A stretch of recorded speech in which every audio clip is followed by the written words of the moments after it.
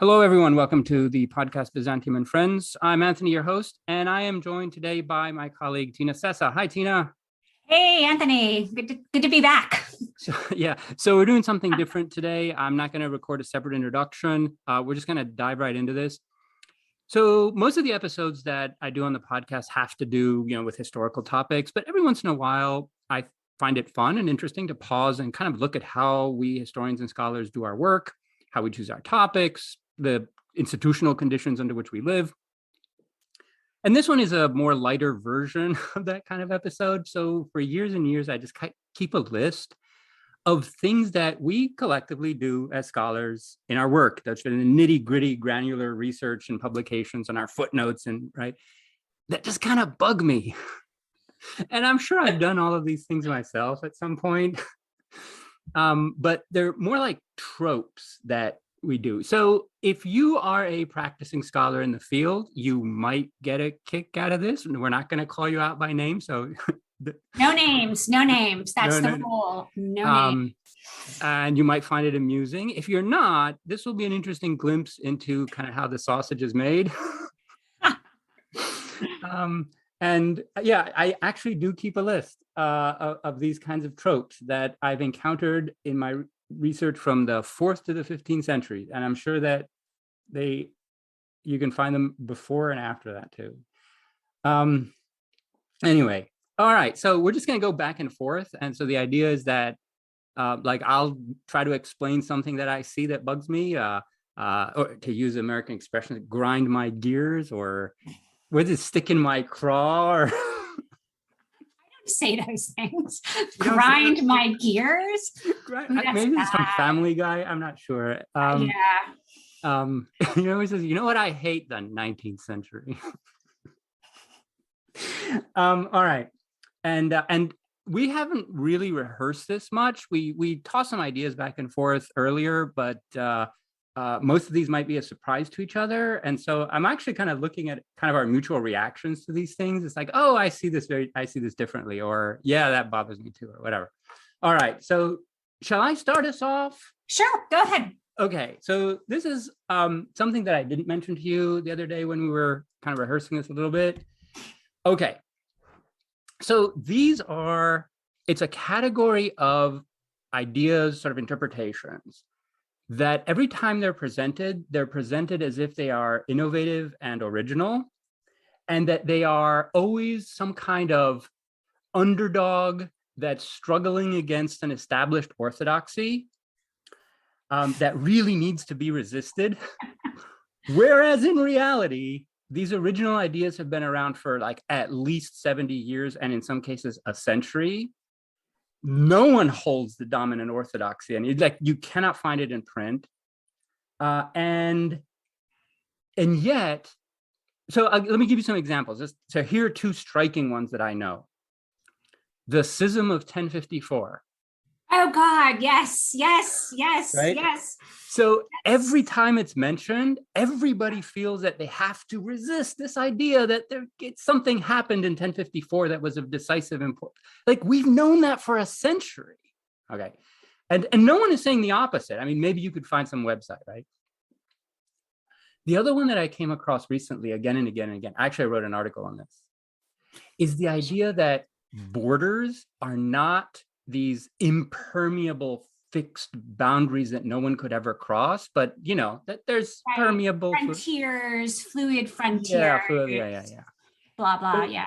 The earliest that I can find that idea in Byzantine studies, which is not a cutting edge field, right? In this sense, is in the 50s, and I can find no one who asserts that borders are impermeable.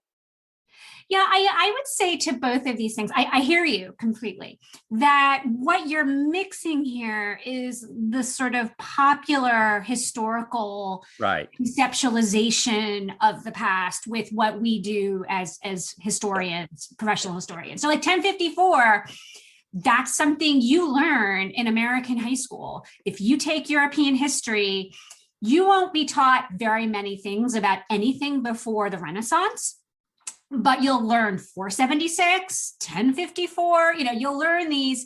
And so often part of my job as a teacher is to explain why neither 476 or 1054 are these kind of, watershed moments in history. They're not ruptures. And I think they have a life as ruptures in the popular understanding. Similar, I think the border thing, I actually, when I teach, have to explain to my students when we talk about the Roman frontiers, they're not like, going like pre-EU going between France and Germany where you pass through a checkpoint. Like it just doesn't, that's just not the way it existed. So I don't know. I do think they exist in the world, although perhaps not in our refined community of scholars. That's right. But the scholarship in question is not addressed to a popular audience and has no possibility of reaching to it or anything. It's a trope that is very much addressed to other scholars, kind of like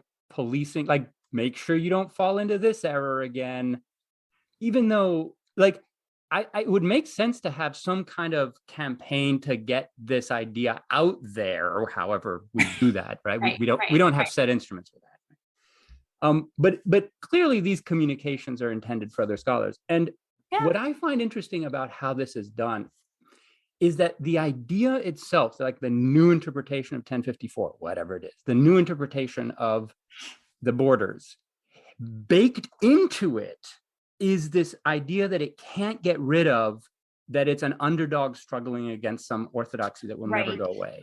Right. And what would that idea look like if it abandoned that posture? Yeah, I mean, you're hitting at something I think pretty deep in the rhetorical structuring of academic argumentation, which is that we always have to be fighting against something. Right? We always have to present ourselves as taking this, hitherto unrecognized path.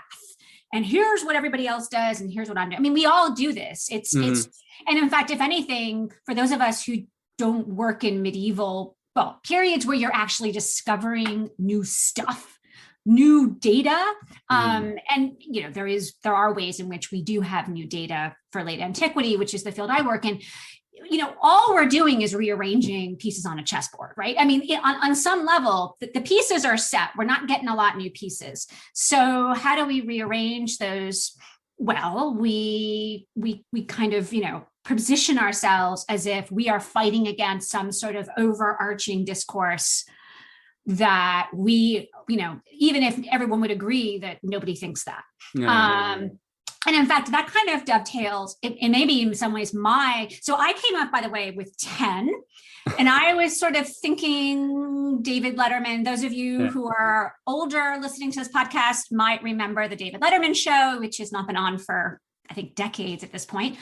And David Letterman used to have this top 10, and he'd start with top 10 reasons why I hate California or something like that. He was in New York. And so I have my 10. And so my number 10 is in fact straw men.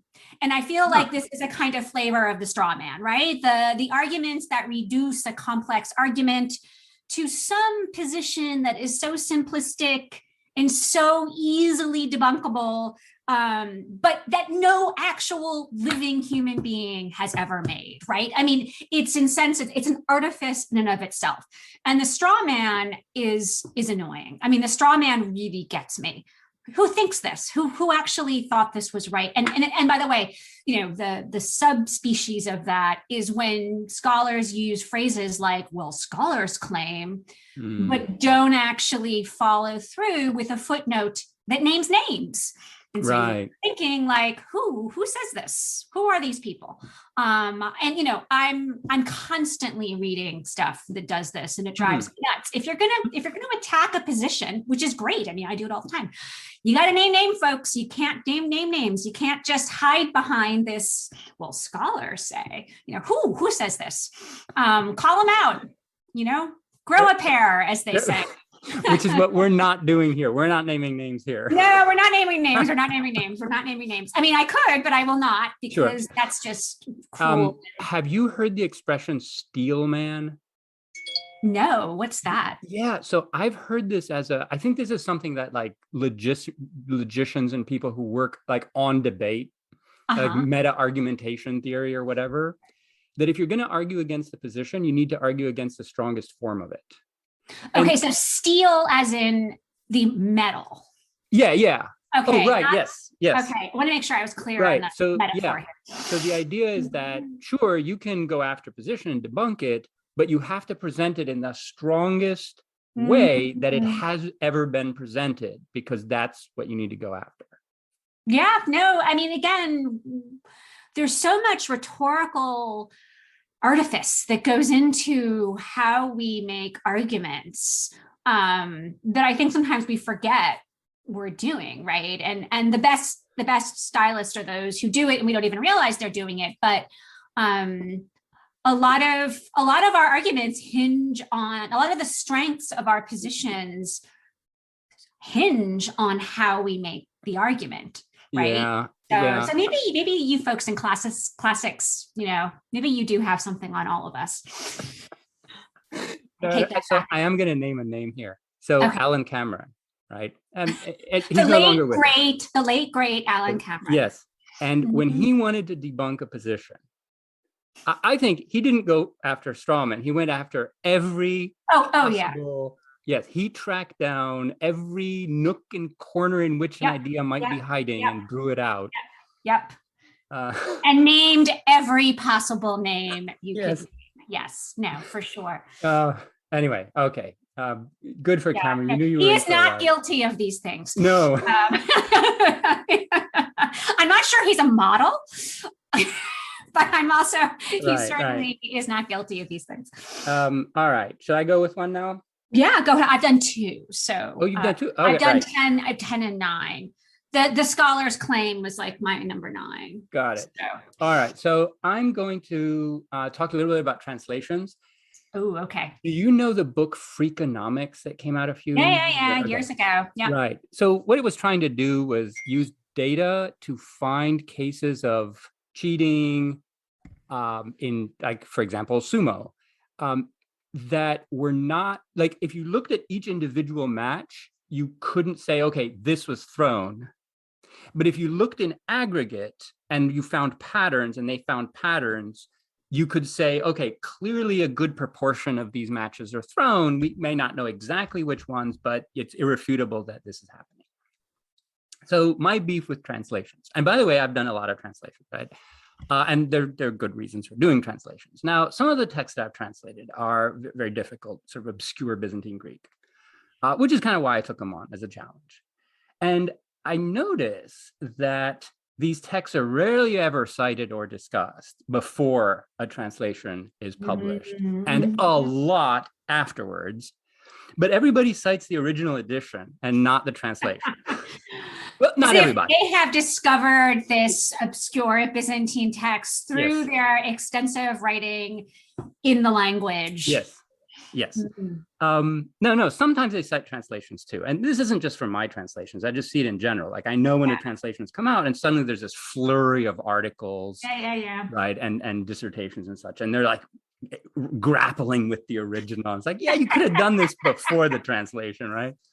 So I know that translations are not as valued, like, for example, for promotion and, these kinds of things. Like, I knew you will never get promoted or tenure or anything like that based on a translation, but it's very, very useful work. For sure. But that kind of data might, in a sense, like, if you look at how many studies were published after the translation, how many before, and it bugs me that they don't cite the translation. I know that that's what they're reading. No, of course. And I mean, I do think this is a particular pet peeve that might be specific to classics. I mean, historians will cite translations with, I think, less, I don't know, fear of judgment, perhaps, than classicists. There's this unspoken rule that you're not supposed to be using translations if you're a classicist, whereas I think most of us, at least I'll speak for myself, I'm at a point in my career where if there's a translation, I will track that down because it'll save me an enormous amount of time. And quite frankly, you folks in classics are better at translating Greek and Latin than I am. So why not look to the experts? Right, that's what they're for. Exactly. Why not look to the experts? But I do think you're right that there is this, it's almost this kind of shame or something in acknowledging that you're relying on, and I can remember this, I think we chatted about this before, like in graduate school, my God, you just could not let anybody know if you were using a translation, particularly, as you pointed out when we were chatting, a lobe. Do not use a lobe. Like, do not let anyone know that you own a lobe, that you translate from the lobe. Like the lobe, the addition is bad, the translation is bad, the introduction is bad, the notes are bad. I mean, everything about lobes are bad, which of course is absurd because, you might, well, you can't even put on I can see some lobes there. Of lobes. I use them. They're actually the best thing ever because for those of you who don't know what I'm talking about, a lobe has the Latin or Greek on the left side, and then the right facing page is the translation. And so it actually is the easiest way to go back and forth between the two, which is, if we're being honest, how most of us read Greek and Latin. Yes. Right. So I remember the moment. I was actually in undergrad when my degree was in history still, but I was taking a lot of classics courses, and I remember a classics professor at Michigan.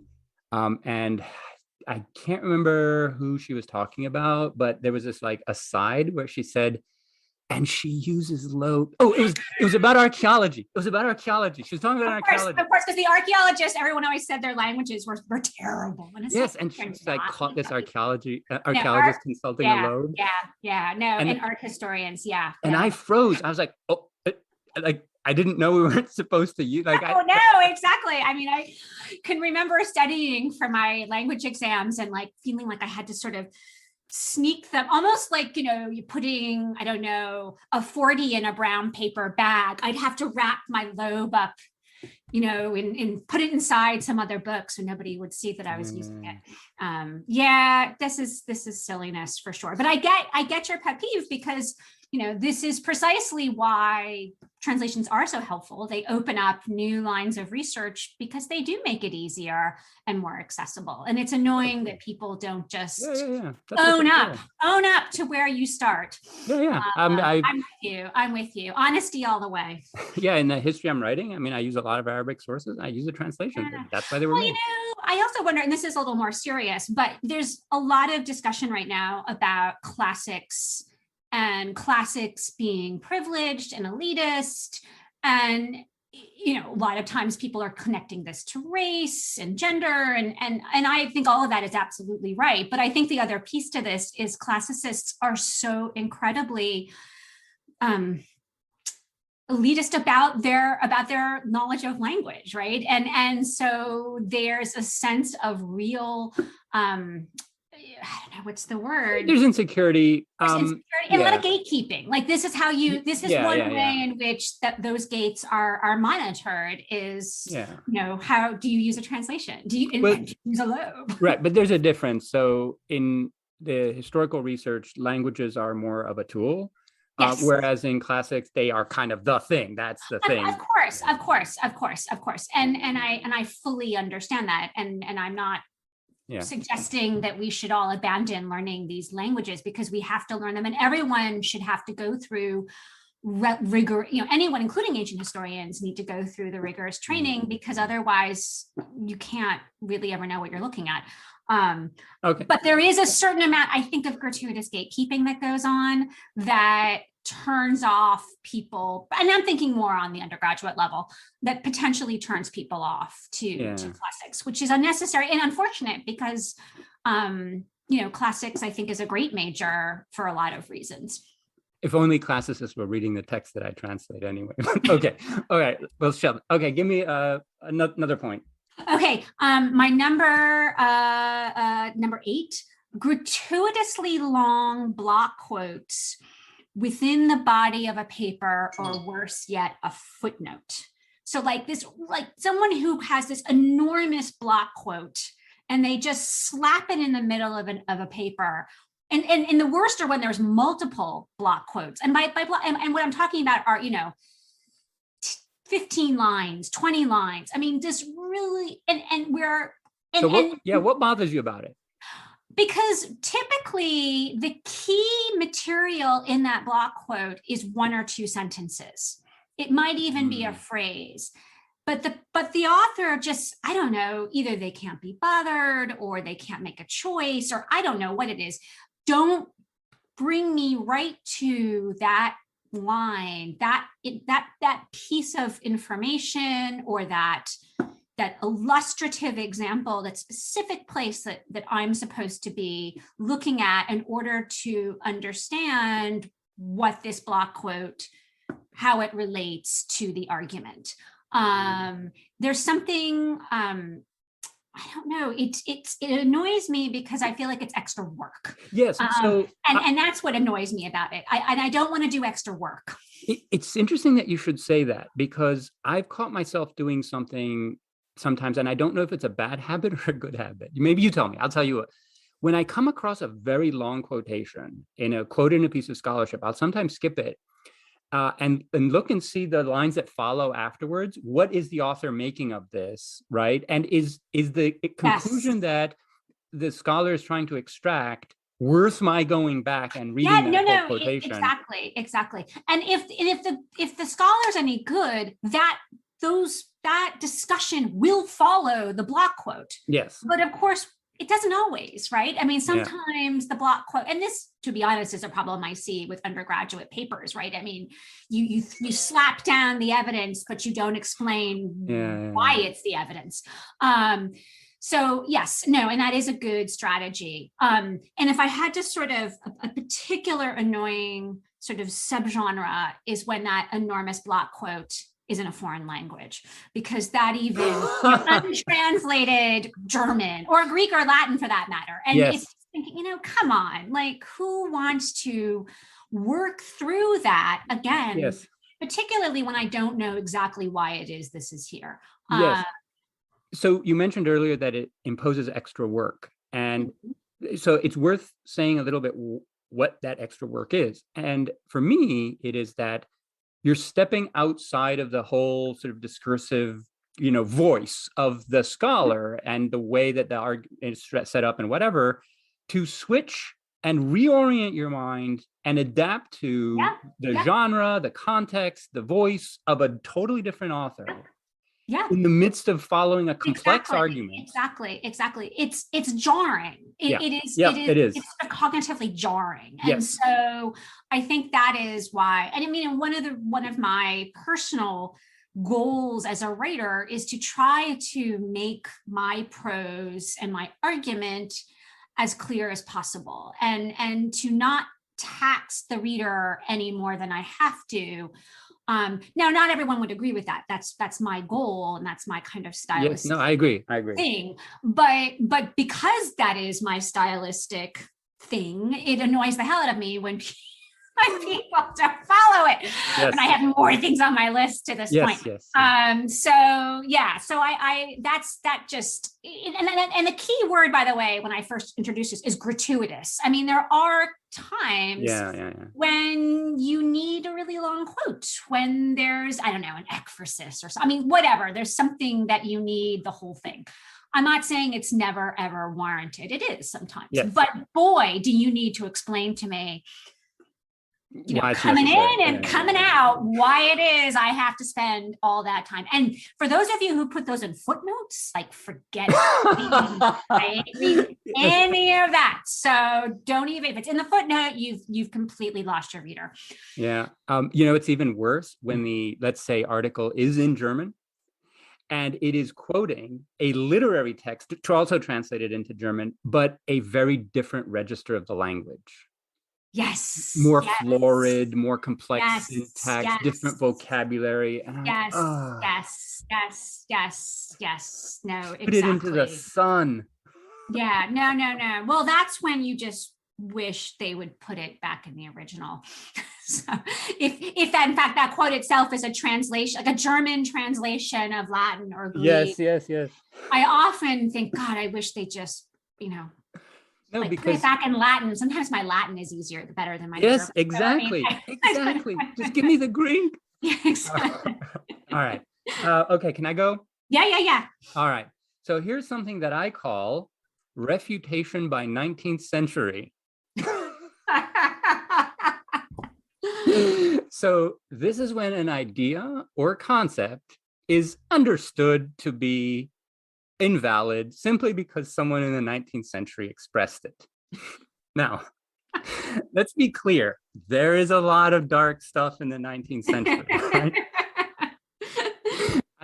I don't need to be sold on that. Also, the 19th century invented a lot of stuff conceptually that we don't hold to anymore.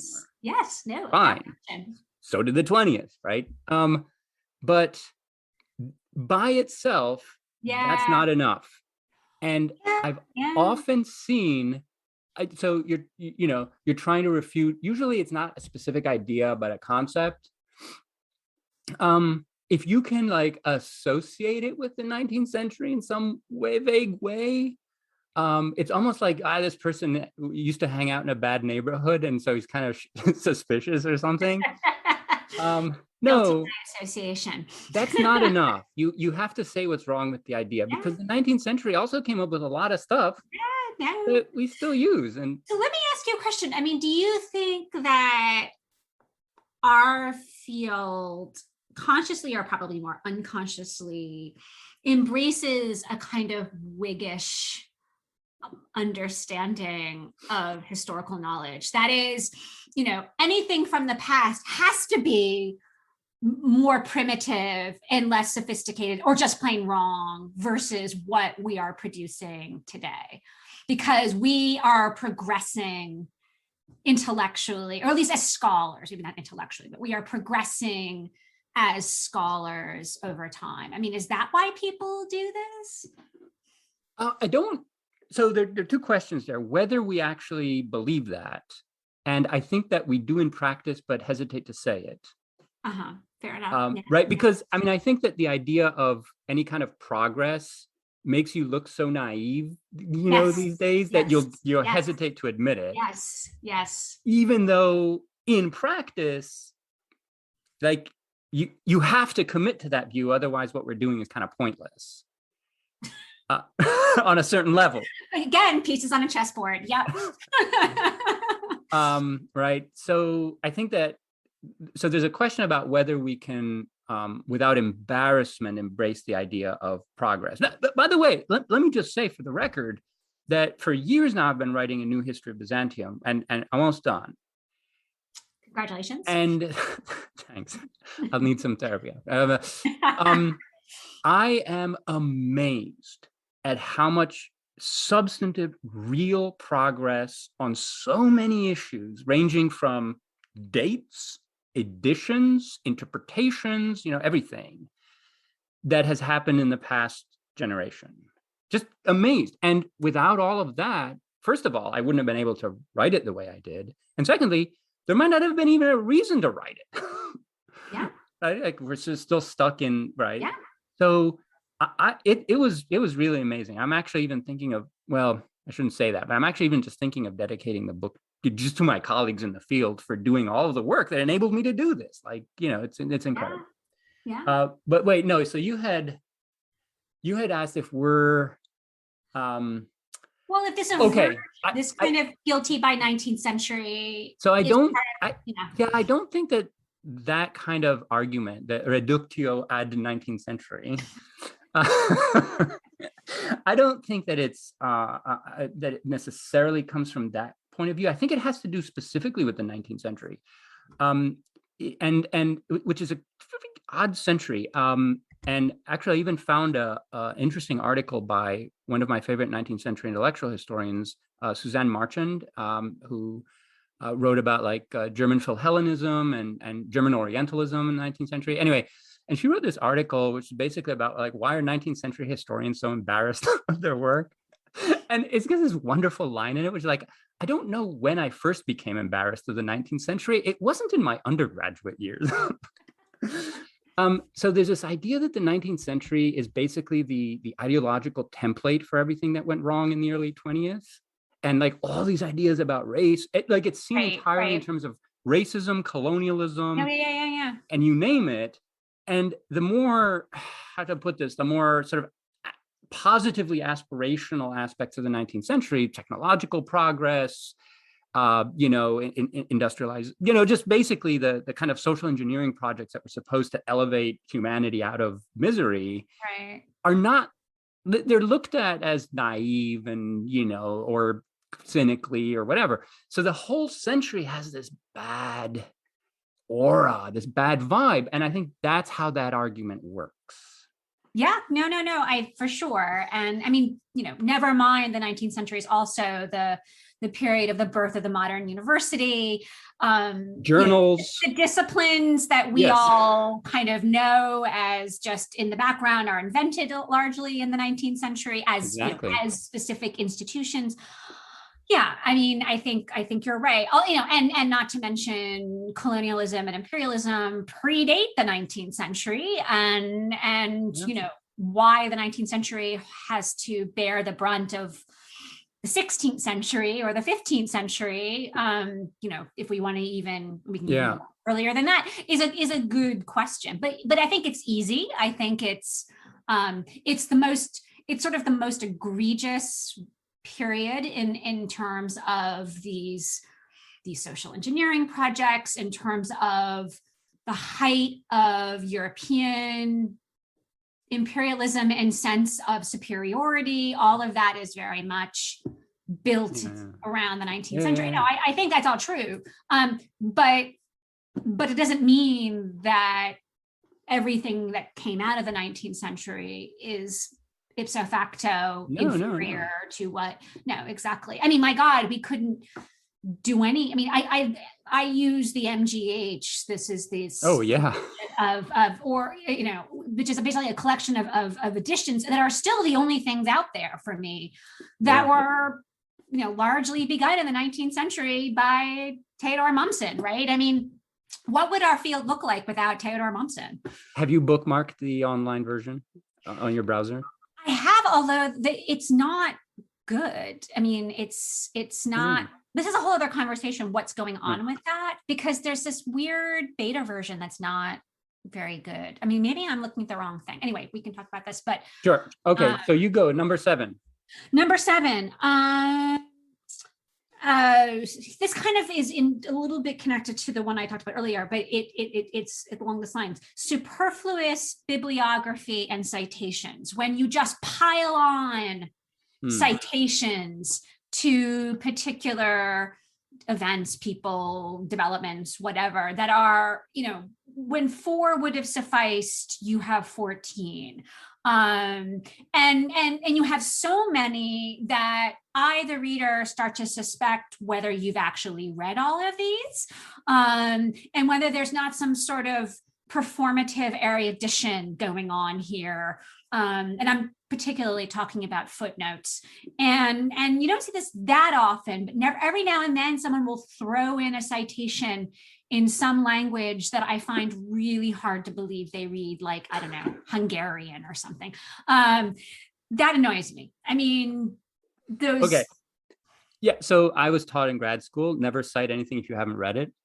Yes, well, that's a good thing. Exactly. Okay. But it turns out there's an alternative approach to citation. We're talking about footnotes more now, yes, bibliography. Yes, we are. Although the bibliography is where you cover your ass, so to speak, right? Like, so that's a whole other thing where I haven't really taken something. Yes. This is another problem, but like, here's a book that actually I haven't really grappled with at all, but I know I should have read. So I'll just throw it into my bibliography. So if someone checks, it's there. Right. But I never really, and anyway, but that's a slightly different issue. I agree. So there's an alternative, let's say, policy regarding bibliography and footnotes. So let me run this by you. Tell me what you think. And that is that, no, I'm not citing here things that I've read and engaged with. I'm doing a service to the scholarly reader by providing a, let's say, reasonably comprehensive bibliography on a topic. In case the reader wants to go and explore that more, this is just a service. I'm not making any claim. Yeah. You know what I mean? I do, but that's an historiographical essay. That's not what the point of Sure, but who's going to write a historiographical essay on, say, the massacres of 337 when Constantius kills all his cousins? For example, I'm just for example, right? No, I'm sure we all know grad students who would be interested in that. Yeah, I find those citation, that kind of approach to footnoting also very distracting. Yeah. It's the sort of thing that reduces the text to like 5 lines at the top of the page, and the rest of the page is footnotes. Exactly. And it's hard to follow that It kind of is. thing. It is. I mean, I should say too, I do think it's more common in scholarship by Europeans, continental Europeans. I mean, there seems to be more of this need to kind of, I don't know, cover your tracks, as it were, by citing everything under the sun. Yeah. So if it maybe were not, a maybe I'm wrong case, on that. yeah, if it were a case where you're citing everything by, say, a specific group of patrons, like you need to please certain people because they write letters for you or whatever. Right.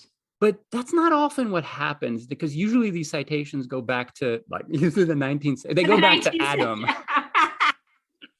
Right? It's like you're. Well, if they're really good, they'll go back to the 16th. Like they'll start citing, these kind of early modern scholars and.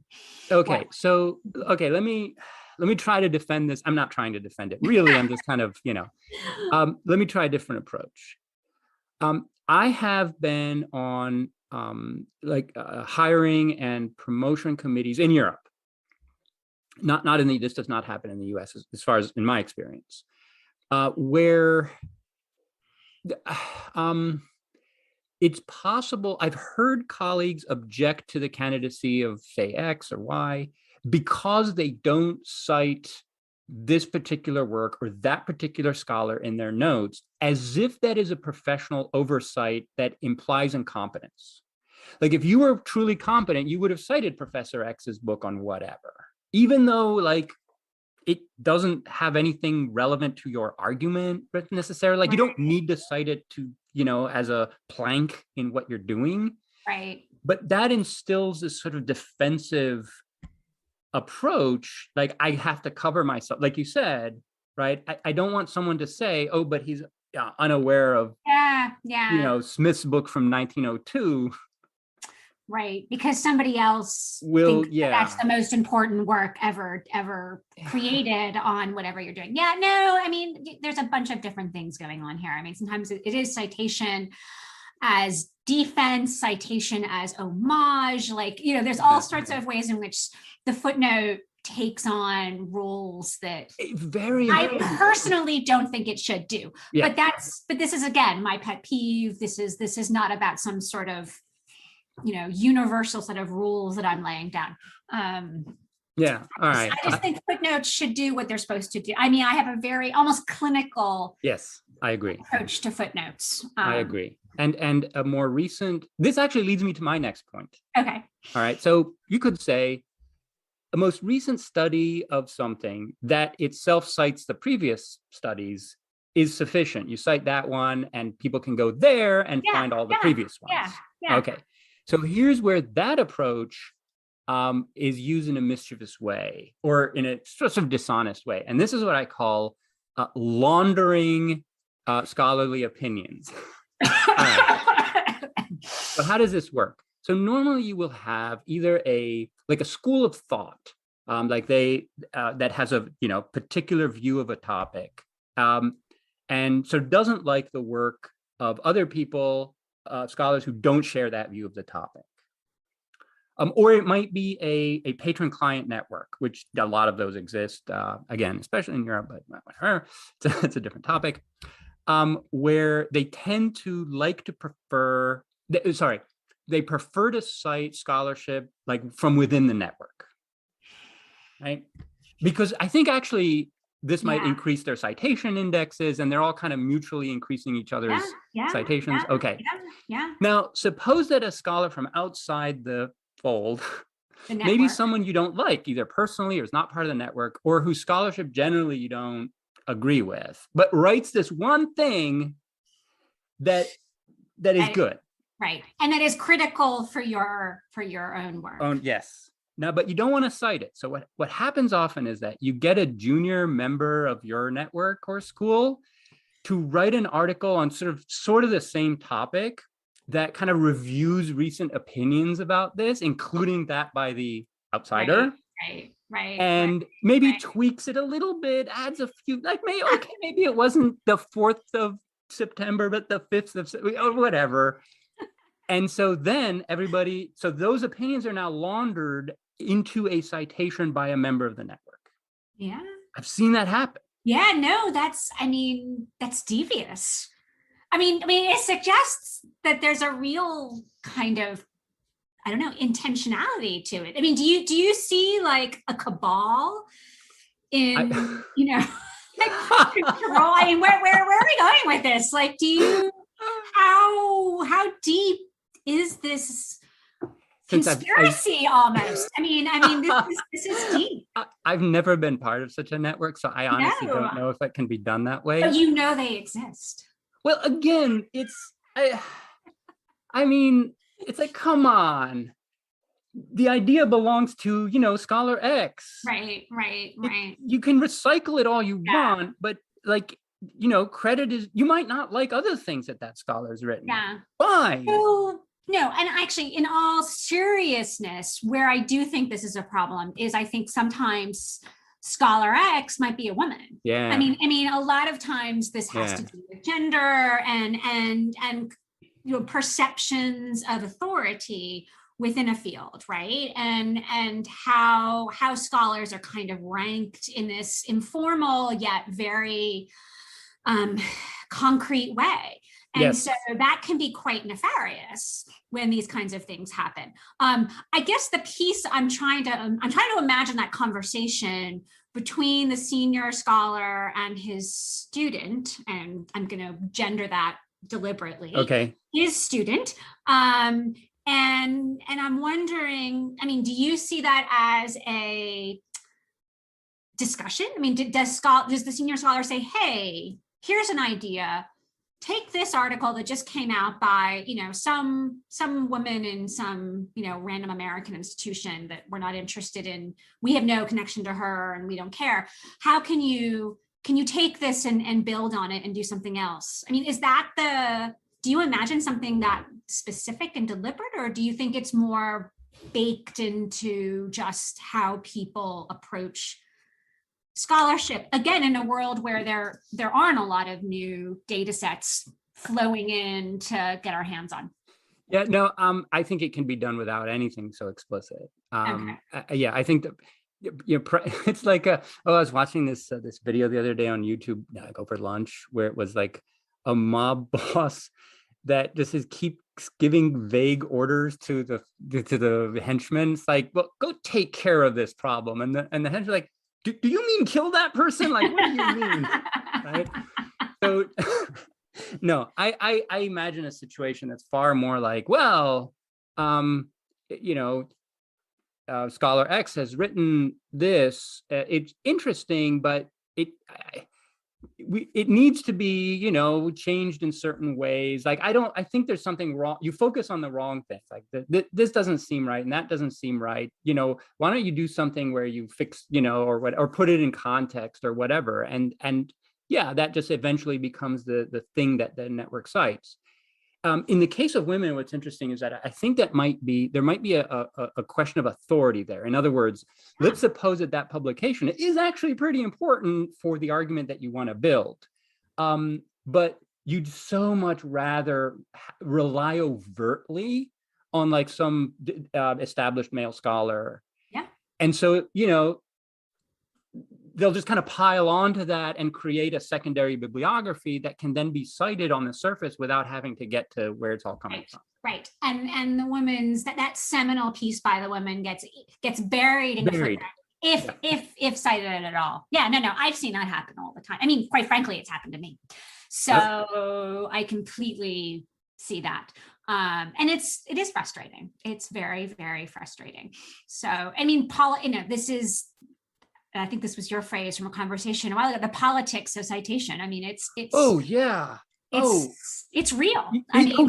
Yes.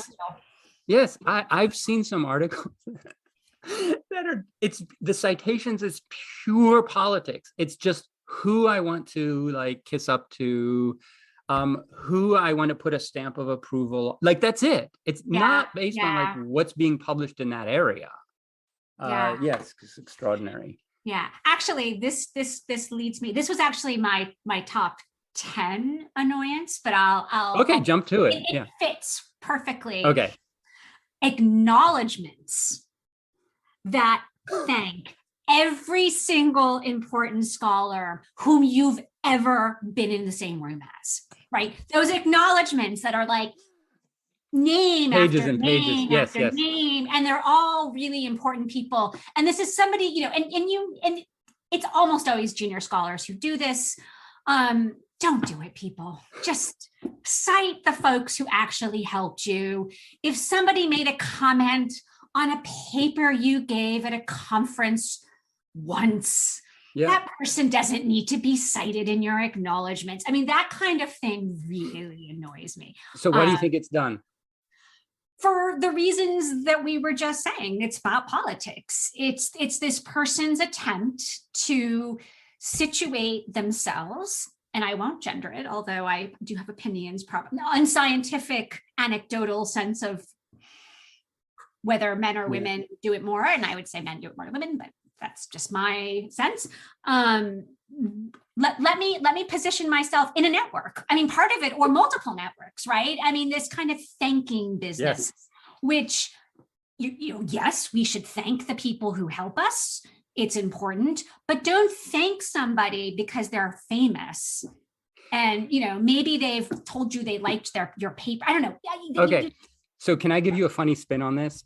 Yeah. A long time ago, I was a review editor at Speculum. And so the books would come into the journal and we would then look for reviewers. And one thing that you do as a review editor is to look at the intellectual debts that are acknowledged in the preface. I was a book review editor as well. Yes, right. And you should try not to assign it to people who are thanked in the preface as having contributed materially to making of the book. I know where you're going. And already at the time, I instantly realized, hey, wait a minute. This is a great way to exclude people from reviewing your book. You thank them in the acknowledgements, and even though they had nothing to do with it. Well, that's exactly why, as a book review editor, and now as an editor of a journal that works with book review editors, I say ignore that principle, because just because somebody is thanked in an acknowledgement tells me nothing. It tells me that maybe you were once in the same room as that person. Maybe once you had an email exchange, but that does not tell me that there's a substantial intellectual exchange between you and that person, which only in those situations would I say that individual is excluded from writing a review. So, but I've heard that people deliberately thank every single person they've ever met at any point in their career, precisely to, I don't know, to prevent someone, particularly someone they're like afraid of, from writing a review. But sorry, not on my watch, at least. Maybe other people will continue with that. I just think that's nonsense. Maybe we're giving people some really bad advice on how to game the system. Maybe. I mean, I don't. You mean right now, or yes. Yeah, no. Well, I mean, again, these are about personal pet peeves, and so now you know how to game me. Okay. Perhaps other people can be gamed differently. All right. Can I give you another one? Yeah, go. Okay. So this is scholarly writing that is so defensive. That is, it's written to prevent any possible criticism.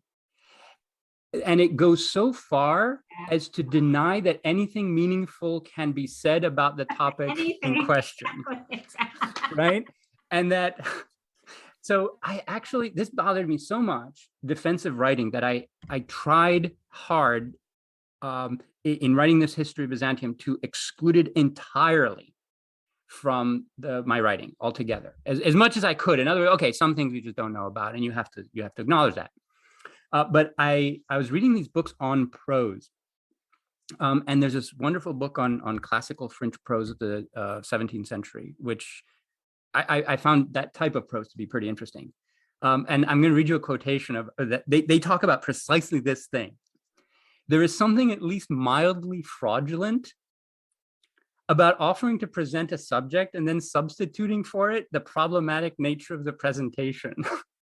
All right.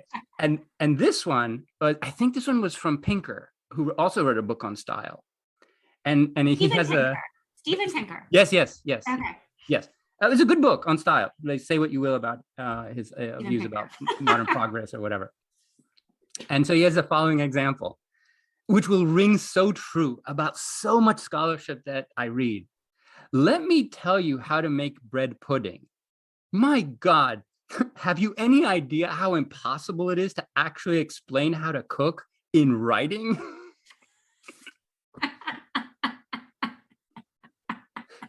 Anyway, hyper defensive writing that aims to cover, like, we don't know, oh, this is so infinitely complex. How can we begin to talk about houses in ancient Rome? I mean, like, it's a house. I'm sure it had walls and a door. Yeah, no. I mean, I think there's a lot. And it's interesting too. It would be really interesting to go and try to systematically see what topics tend to receive that sort of, apparatic, like we can't only know what we don't know. There's nothing else to know except that we can't know anything arguments. And whether they're on, in some ways, the kind of some of the classic topics of social history from the bottom up, and we use this as a tool to kind of not discuss certain aspects of the past, because we just tell ourselves we couldn't possibly know anything about that. And I think, we can, especially if we're willing to be speculative. And anyway, this is not about the other side of it, but I do find that kind of hyper negative kind of treatment. In fact, one of the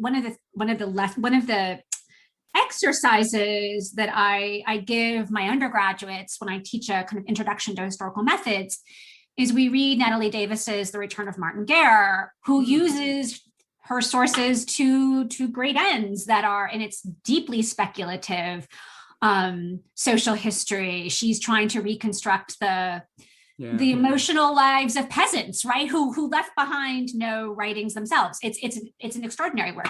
There's a very famous critique of it by another early modernist named Robert Finlay. And most of it's just this, like, we can't possibly know this, we can't possibly know that, we can't possibly know this, we can't possibly know that. And it's just, when you put them up against each other, it's really quite dramatic in terms of how, epistemologically, where these two different people are coming from. And I don't know, I don't see the point sometimes of being that negative. And it is frustrating. I mean, there's a point where if you're not prepared to say something, positive, actual about the topic, don't write about it until exactly. Now, if you believe that a superstructure of belief or knowledge about the past has been erected on flimsy foundations, I guess then you'll have to do an Alan Cameron on. Yes, I mean, there's a point. It's okay to go after the House of Cards. And to sort of, emphasize points of weakness and arguments. I mean, that's fair game for sure. Should I tell you my favorite example of defensive writing is a scholar who spent like a whole page developing an argument about, I don't know, who wrote it? I don't remember. It was a long time ago, but ended the argument and the paragraph by saying, or it could have been someone else.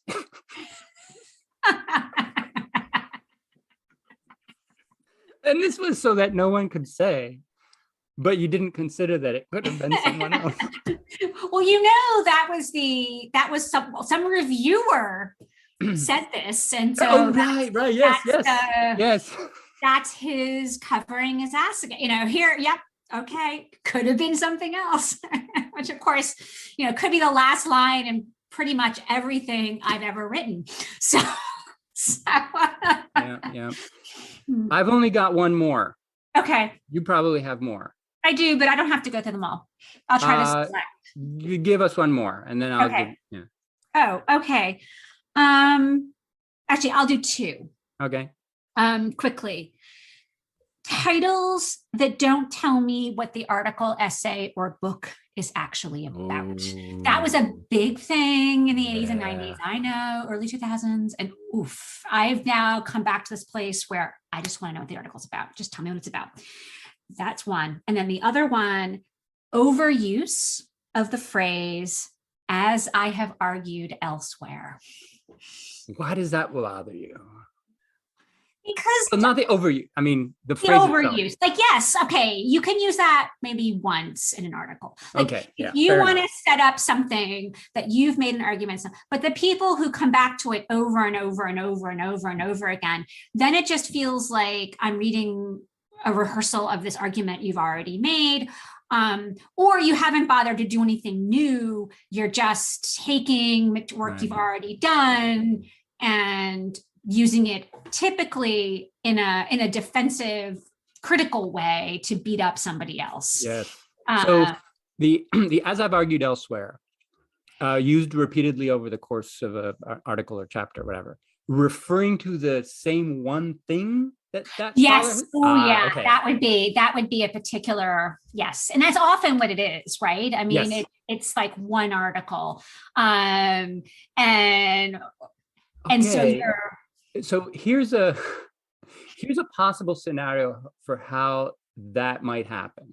I'm just guessing here. Yeah. You've written an article. For a while, it seemed established. Now someone's coming after it, and you want to write a response, but the genre of response to my critics, right? That sort of faded out in the 19th century, maybe. So now you have to write it as if it's like some objective view from nowhere, like I'm looking at this topic. Now, in reality, you're just responding to critics, right? So that means that you're having to refer back to the original article, but not in the guise of I'm actually defending my original article from like 83. You know what I mean? No, I do. And I think that probably is what's going on at a lot of times. I think also too, it's performative, right? It's this sort of, I've argued, as I've argued and as I've made in this argument, and I've made in this argument, and I've made in this piece, and where the person just constantly cites themselves over and over again. I don't know. It just seems uncouth or something. I don't know. But yeah. Wait, and the first one was titles that don't tell me what the work is actually about. Yeah. And that's this is kind of me being an old curmudgeon. I mean, I think I was more happy and playful with titles maybe when I was younger, but I've just gotten to this point where don't make I'm with you with that. What does that mean? Yes. Just tell me what that means. Just tell me what you're trying to say. I don't have that much time left. Just tell me what you're trying to say. All right, my last one. Okay. And this is not so much in scholarship, but this does come across in often conference presentations or just meeting people at conferences. And they convey the following kind of attitude. That when you worked on a topic, let's say an author or a particular problem, you own it. And yes, and that when other people come along afterwards to work on this, that is a personal attack. It can only be a personal attack because it implies one of two things. Either they said something that you're going to correct, or they didn't say something that by virtue of the fact that you're working on it, you think is important that they didn't say. Yeah. And therefore their work is deficient. Yeah. And I don't know if you've come across this attitude, but all the time. It's classic. But I see it even more in a more negative way than you. I think it's gatekeeping. It's sort of classic gatekeeping. Oh, sure. Perhaps maybe that's not what you mean. So perhaps it's more common in Byzantine, like middle, later Byzantine, because there you have or had once upon a time many, many texts, places, period, problems, whatever that had only received attention by one person. And so they tended to be kind of more personalized. In antiquity and late antiquity, there's so much written about everything. Yeah. I suppose that it would be difficult to claim to own something, you know what I mean? But this gatekeeping is actually even enforced by others. It's like, I tell a friend, oh, I'm thinking of writing an article about X. And they'll say, oh, so-and-so has written about that. You can't do it. But yeah, but I'm not going to write anything resembling what so-and-so has written. Exactly. Yeah, but they'll take Exactly. offense. No.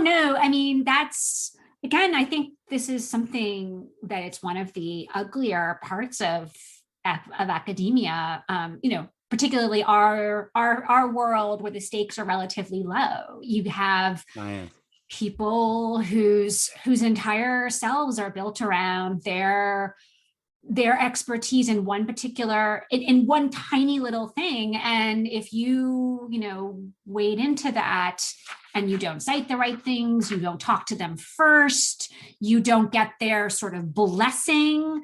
I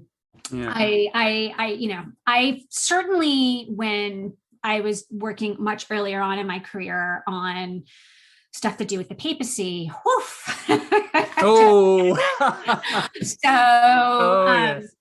No. And I think that is, you don't say, that is real. So, and it's ridiculous and nobody owns anything. And just because somebody else is working on something doesn't mean that you not only can't work on it, but that you shouldn't, because you will bring something entirely different to it. Which is why I always I personally don't get upset when I hear other people are working on similar things to me, because whatever they're doing, I'll find part of it helpful, I'll find part of it not helpful, and I'll be doing something different because I'm a different person. Yes. So that's actually very important to say explicitly, and I keep saying it to graduate students and junior faculty. The odds of someone who's working on the same topic producing something even remotely resembling what you're going to do are remote. In fact, they're likely not going to produce anything like what they originally set out to produce. Exactly. And certainly not something that's on a website, on their personal website. God knows what they're working on now. So this is something people should feel confident about, just having faith in themselves and their own, innovative ideas and whatnot. So I agree. And I say this to grad students too, like the whole has to be new is, yes, it has to make a contribution, but it doesn't have to be completely and utterly different from what every single other person has ever done. Yeah. Because again, we get new data sets.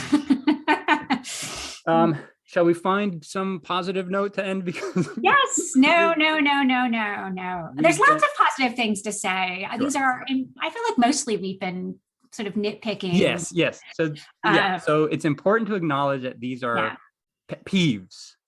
No, for sure. And a lot of it's stylistic, right? I mean, this is aesthetic. What do I like? What do I not like? And that's utterly subjective, to say the least. Yes, it's more like eye rolling than throwing across the room. Yes. And no, I mean, there are lines not to be crossed. And I don't think we've been talking about any line that couldn't be crossed and isn't crossed all the time. And these people do just fine in the world. Yes, I was just feeling a bit petty, and I wanted these are small things. And as I said earlier, I stay in this field and do this work precisely because I'm so regularly inspired by good work that people are doing. Absolutely. And I love to be challenged intellectually. In my field, there's a lot of recycling and repetition, and it's drudgery and it's a bit boring. And often I'll read a book and like 10% of it is new. But so often enough, I'll read something that's just really, really intellectually engaging. And I love that. I live for that. No, exactly. I mean, why am I still here? Yeah. why do I get excited to wake up in the morning and read? I mean, right now I'm on sort of effectively on sabbatical, and I'm just, all I'm doing all day is reading, and it is glorious. And reading, a combination of secondary and primary literature. And I'm reading stuff that was written 40 years ago, and I'm reading stuff that was written last year. And in various ways, all of it is just so fascinating and inspiring. And I learn something new from pretty much everything I read. Even if it's just a turn of phrase. I mean, sometimes just the way people articulate an idea that maybe I knew this before, but the way that they articulate it. Again, this is where language and rhetoric can be incredibly positive and have a kind of eternal impact on how we think. So it's not all bad. Most of it, if it were all bad, I wouldn't, we wouldn't be here. I wouldn't be editing a journal. I wouldn't be doing any of these things. That's right. You're editing a journal. I am editing a journal. I know. Thank you for your service. You're very welcome. All right. That's a great place on which to end. I thoroughly enjoyed this. I'm about to enter hours and hours of job interviews. Best of luck. Hey, we're hiring. That's awesome. It is really exciting. Yes, I know. I'm thrilled that Classics at OSU is living on to see another year. All right, Tina. Take care. Amen. Take care. Thank you.